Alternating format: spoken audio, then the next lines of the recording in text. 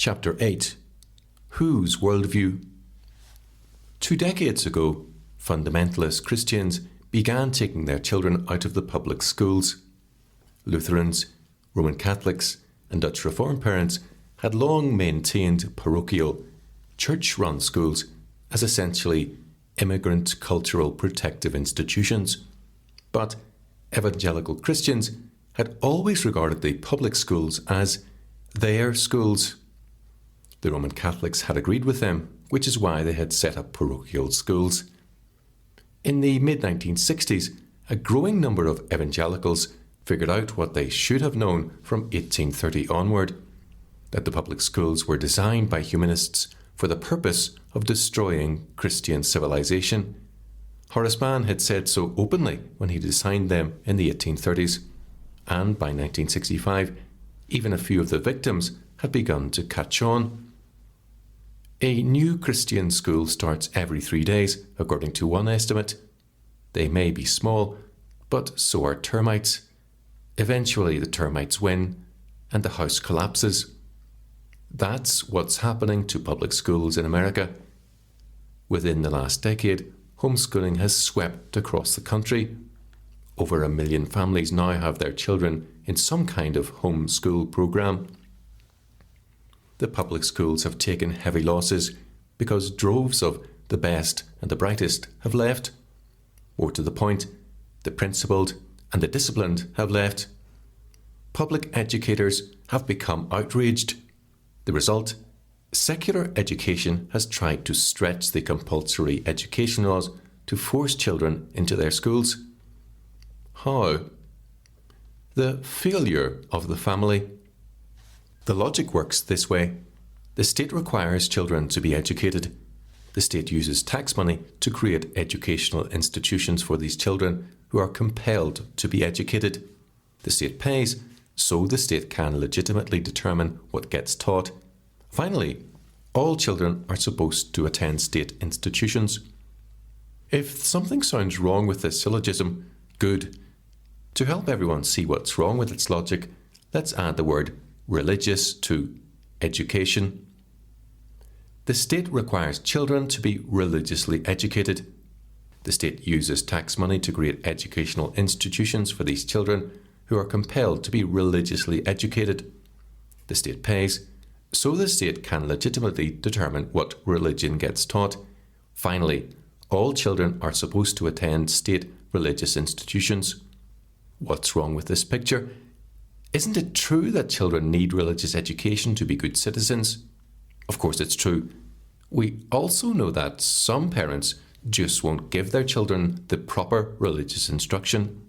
This inevitably assumes the existence of a God-determined definition of proper, but it also requires an institution to enforce it.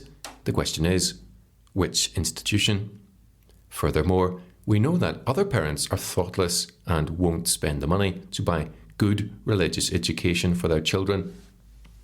Must we therefore conclude, quote, the state therefore needs to intervene and both compel and pay for such religious instruction, end quote. But the perceptive person will conclude, this makes the state sovereign over the family. That's exactly what it does. The integrity of the family is undermined, and the family is the institution that God has assigned for the religious instruction of children.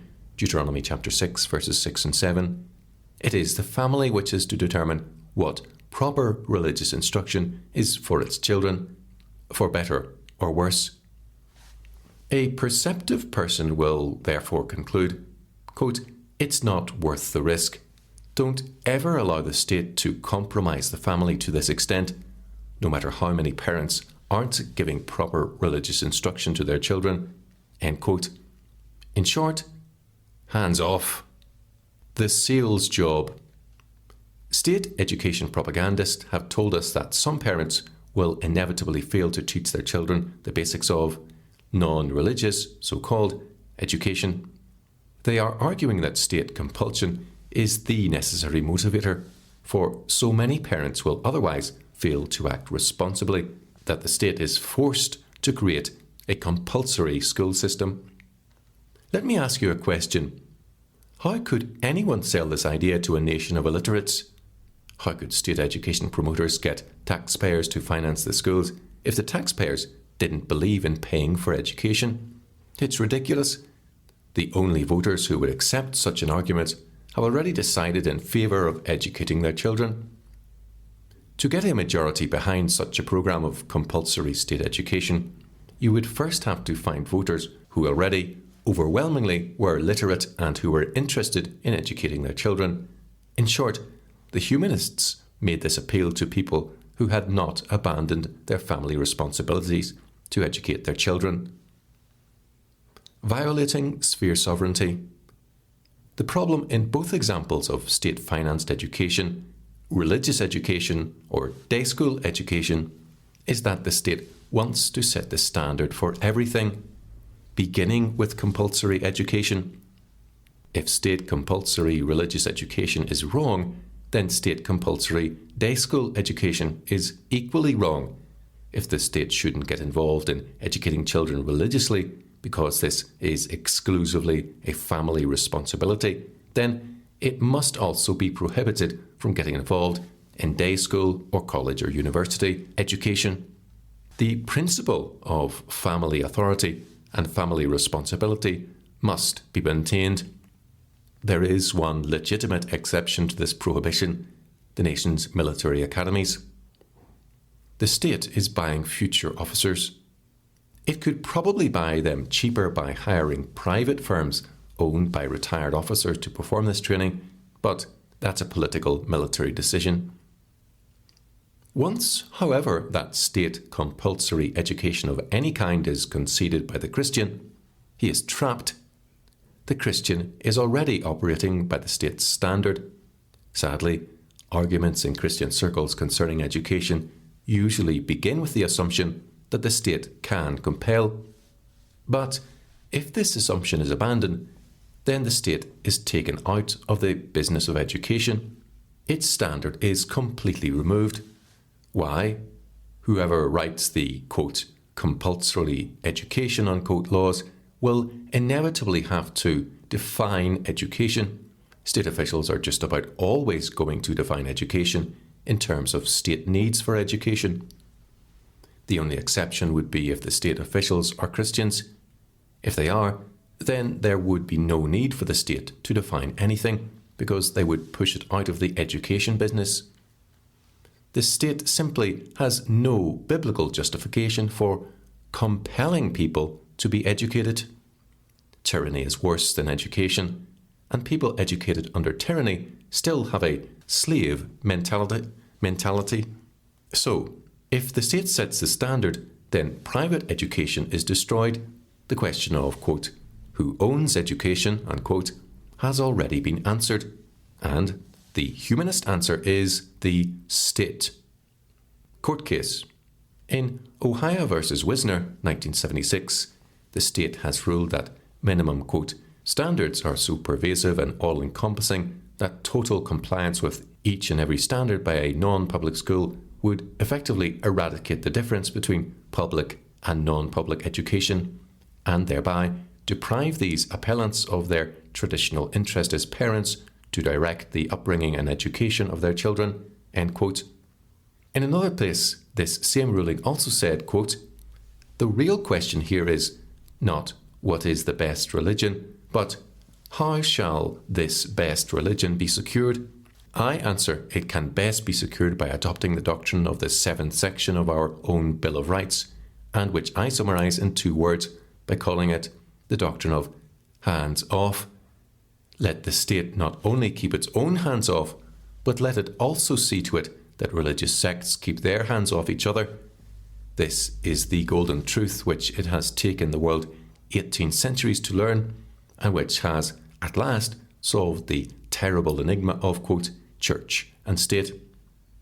Among the many forms of stating this truth as a principle of government, to my mind, it is nowhere more fairly and beautifully sent forth than in our own Constitution. Were it in my power, I would not alter a syllable of the form in which it is there put down. It is the true Republican doctrine.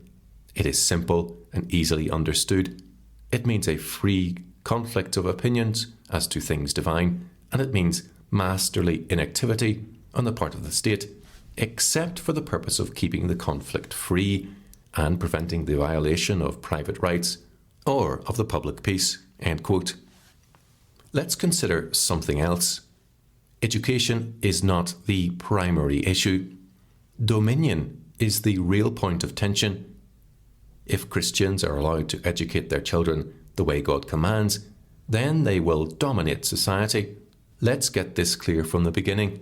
Christianity is invincible, superior to every other system of religion. Allowed to run its course, nothing can stop it.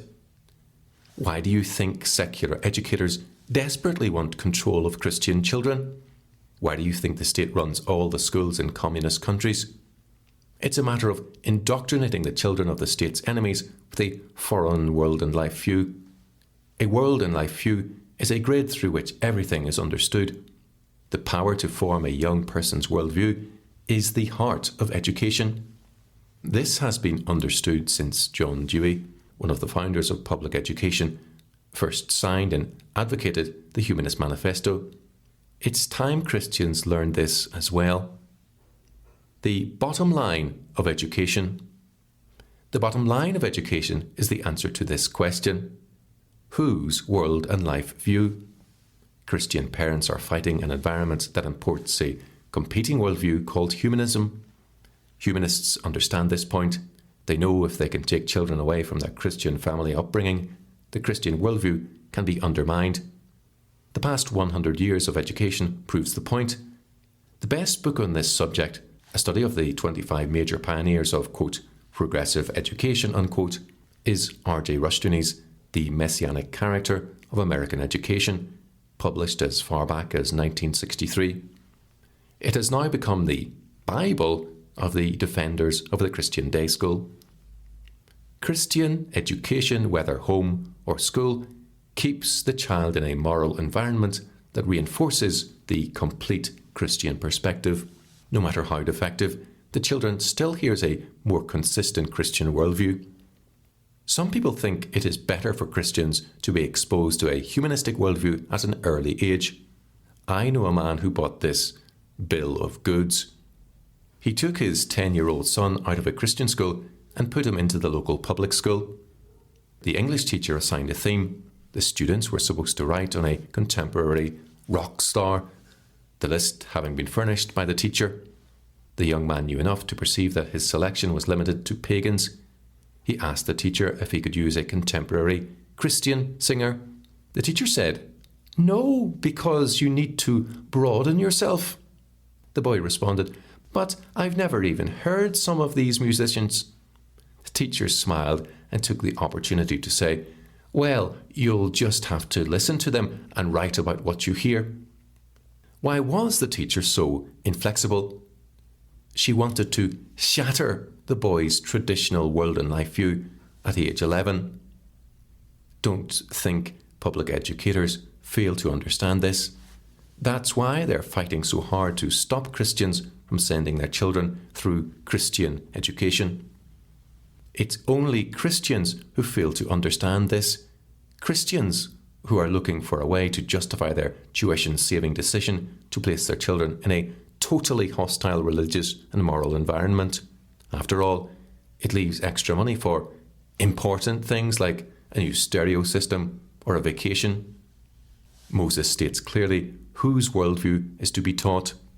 Quote, "Now this is the commandment, and these are the statutes and judgments which the Lord your God has commanded to teach you, that you may observe them in the land which you are crossing over to possess, that you may fear the Lord your God, to keep his statutes and his commandments which I command you, you and your son and your grandson, all the days of your life, and that your days may be prolonged. And these words which I command you today shall be in your heart. You shall teach them diligently to your children, and shall talk of them when you sit in your house, when you walk by the way, when you lie down, and when you rise up. You shall bind them as a sign on your hand, and they shall be as frontlets between your eyes. You shall write them on the doorposts of your house and on your gates." End quote. Deuteronomy chapter 6, verses 1 to 9. God has entrusted the parents with the responsibility of educating their children. The reason is that he wants his people to grow under a thoroughgoing biblical world and life view. Here is the most important principle in education. Covenantal worldview. We need to provide our children with a Christian worldview in their education. But what is it? Remember the covenant model I presented in the first chapter and have been following in this book? This gives us the heart of a Christian viewpoint. The third point of the covenant is ethics or law. The law sets an ethical framework for learning. Since the heart of the covenant is law, let's use the whole covenant structure to provide this ethical approach to a Christian world and life view. I can call it a covenantal worldview. To refresh our memory, I said there are 5 parts to the covenant. 1. Transcendence. God is Lord, standing above as the author and controller of creation. 2. Hierarchy. Authority. 3. Ethics. Faithfulness to God's holy standard. 4. Sanctions. Rewarding and punishing according to obedience. 5. Continuity. A bond created and maintained by the loyalty to the covenant. Let's see how this covenantal grid forms a world and life view for education. I will compare and contrast it with the worldview of humanism. I've used the Humanist Manifesto 1 and 2 because they are the Bible of public education. What the manifesto says in one form, the textbooks have attempted to flesh out in another. Transcendence. I've already said this means rising above. But in what sense? God rises above the creation in that he is the creator, distinct in his being from man. The Bible begins, quote, "In the beginning God created the heavens and the earth," end quote, Genesis chapter 1 verse 1. But before this event there was nothing. So God and the rest of creation are different in their very essence. So what? At the heart of all pagan thought is the evolutionary notion that man is becoming God, whether we are speaking of the Greeks, Mormons, Marxists, or the Humanist Manifesto 1. In fact, the Humanist Manifesto 1 begins in Affirmation 1, quote, "Religious humanist regards the universe as self-existing and not created," end quote. Who is God according to this system of thinking? Man. This is the heart and soul of evolutionary thought. Evolution is the heart and soul of humanistic education. Everywhere a student turns, he reads some comment that is designed to support a basic evolutionary view of life. Humanist textbooks are laced with comments such as, quote, "Infants can grasp an object such as a finger so strongly that they can be lifted into the air. We suspect this reflex is left over from an earlier stage in human evolution, when babies had to cling to their ape-like mothers' coats, while mothers were climbing or searching for food." End quote. Understanding Psychology, Random House, 1977. Or, quote, "Another 1.5 billion years passed. Then the era of many-celled plants and animals began. By the time another 500 million years had gone by, the seas were teeming with worms, jellyfish, sponges and corals. Between 5 and 2 million years ago, the appearance of human beings." End quote. Land and People, A World Geography, Scott Freeman, 1982. It stands to reason that every subject is going to touch on the question of origins. Humanists know that a person's view of creation determines his whole outlook, so should Christians.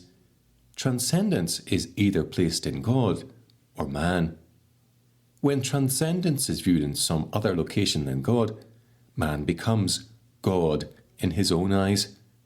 This is why biblical transcendence is point 1 in a Christian worldview. Hierarchy.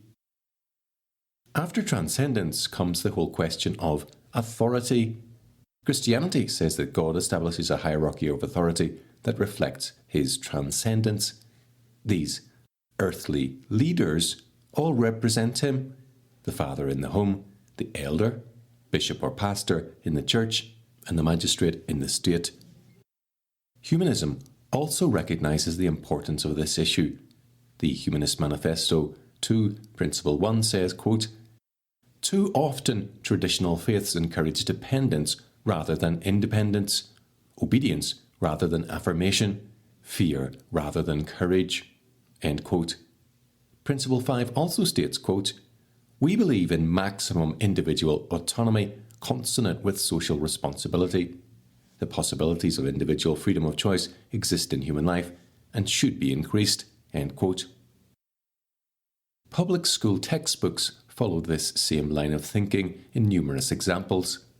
A 1982 homemaking text says, quote, "During early adolescence, the fight for personal independence usually begins with words. Actions follow later. When teens grow big and strong enough, conflict with parents may flare up with fights that include yelling and hitting." End quote. Me, Understanding Myself and Others, Bennett, 1982. A basal reader commonly used in public schools expresses a rebellious view of authority. Quote, "Think of a situation that would probably result in a difference of opinion between your parents and yourself." End quote. Rebels, Ginn and Co., 1969. An English text says, quote, "From whom might you resent getting some unasked for advice about how to dress, how to wear makeup, or how to behave? Why? From some teachers, from old-fashioned parents, from bossy older brothers and sisters." End quote. Macmillan, Gateway English, 1970. Authority is necessary to a proper Christian education and view. The school, acting as a surrogate parent, should reflect God's chain of command at every point.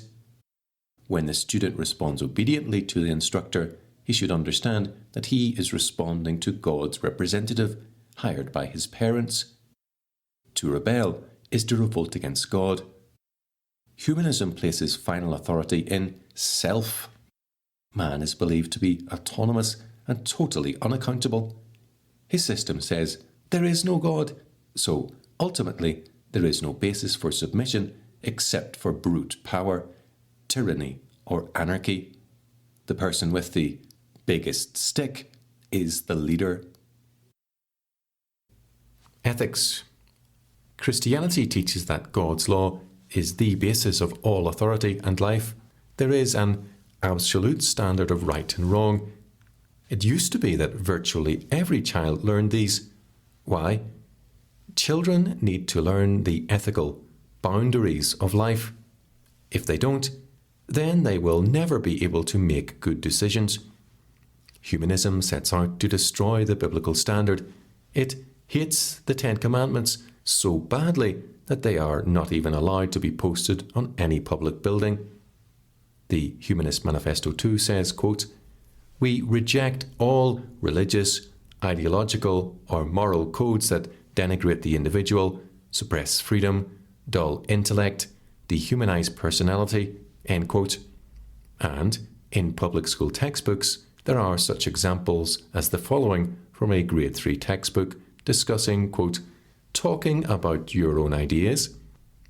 It says, quote, "Most people think that cheating is wrong, even if it is only to get a penny, which is what Shari did. Do you think there is ever a time when it might be right?" End quote. Communicating, the Health English series, 1973. The last example typifies the way humanist education is always trying to get the student to question Christian values. Christian education, on the other hand, provides a clear-cut system of ethics, biblical law. What is the best environment for the student? One where God's standard is constantly being challenged, or one where it is being upheld? In a day when anything but a Christian morality is present in our society, the ethical aspect of a Christian worldview is a major priority. Sanctions. A Christian world and life view says there are consequences to any act. Obedience is rewarded with blessing and disobedience is punished. There is an ethical relationship between cause and effect. Moses says, quote, "So keep the words of this covenant to do them, that you may prosper in all that you do," end quote. Deuteronomy chapter 29, verse 9. Again, this is one of the 5 most important things a person must learn in life.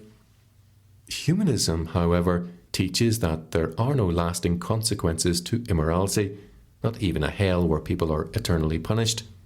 The Humanist Manifesto 2, Principle 3 says, quote, "We affirm that moral values derive their source from human experience. Ethics is autonomous and situational, needing no theological or ideological sanction." End quote. Sanction. There's that word again. One psychology text says, quote, "If a situation pressures a person to act in a certain way, then the person is not likely to be judged as the cause of the act." End quote. Experiencing Psychology, Science Research Associates, 1978. No judgment? Boy, are these humanistic authors in for a big surprise when they die. The Bible emphatically teaches that there are eternal consequences. Hebrews says, quote, "And as it is appointed for men to die once, but after this the judgment, so Christ was offered once to bear the sins of many." End quote. Hebrews chapter 9, verses 27 and 28. See the connection the Bible makes? If there is no judgment, then there is no real payment for sin, no Christ. That's what's at stake with the humanistic worldview. Christians believe that because their worldview includes real sanctions, there is a need for real deliverance, salvation. Quote, "No eternal sanctions, no salvation. No eternal sanctions, no need for the cross." End quote. Continuity. The final point in the covenantal worldview speaks to everything, from who lives and dies to inheritance.